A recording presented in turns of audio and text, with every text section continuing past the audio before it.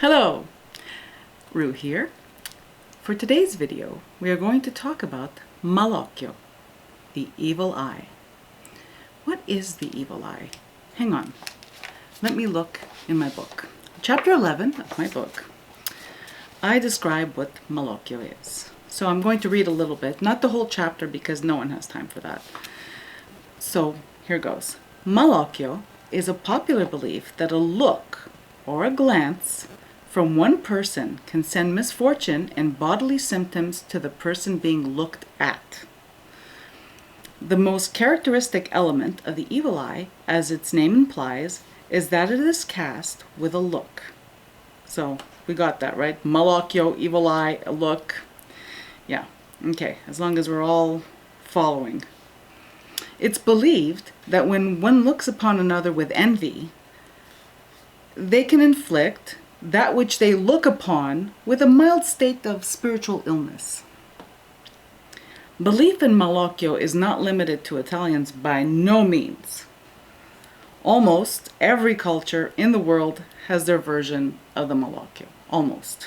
I would say, as far as I know, almost every culture. People who know more than I do would probably say every culture does have some version of the Malocchio as a belief. So now I've come across two opposing views when it comes to Malocchio. The first one is that it is transmitted unintentionally. So the person doing the transmitting or inflicting the person with the Malocchio is not aware that they're doing it. So that's the first one. I tend to disagree with that view because, well, I'll explain. The other view is that there are people who are capable of inflicting other people with Malocchio symptoms or spiritual illness with a glance. And when I was growing up, the latter was really the belief, was that no, it wasn't intentional. These are people that were considered to be streghe or maghe, or maga is female, mago is male, or people who were gettatore, you know, who did jettature, pigliavano la gente a occhio, as how my family used to say. And how would you how can I, to translate pigliata a occhio means that someone has taken you into their glance, or they've taken you into their eye, kind of thing. So that was the more prevalent,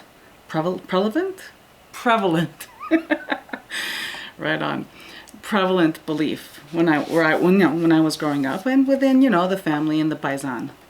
So causes and types of Malocchio are varied, but along the same lines. So Malocchio can be sent because of strong feelings such as anger, envy, jealousy, possessive love, passion, and obsession.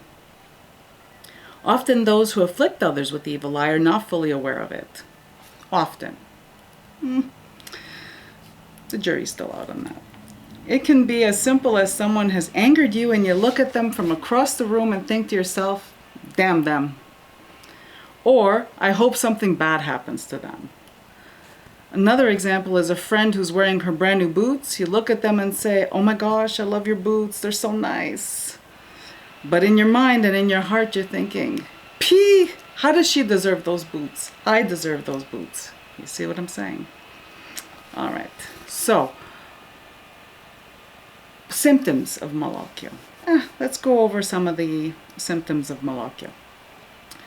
They're typically mild to moderate for Malocchio, for evil eye.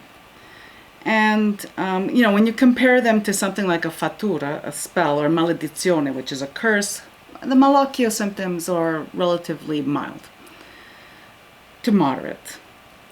A mild case may cause a sudden streak of bad luck, unusual clumsiness, objects seeming to fly out of your hands and crash onto the floor, objects breaking in your hands without the use of any force.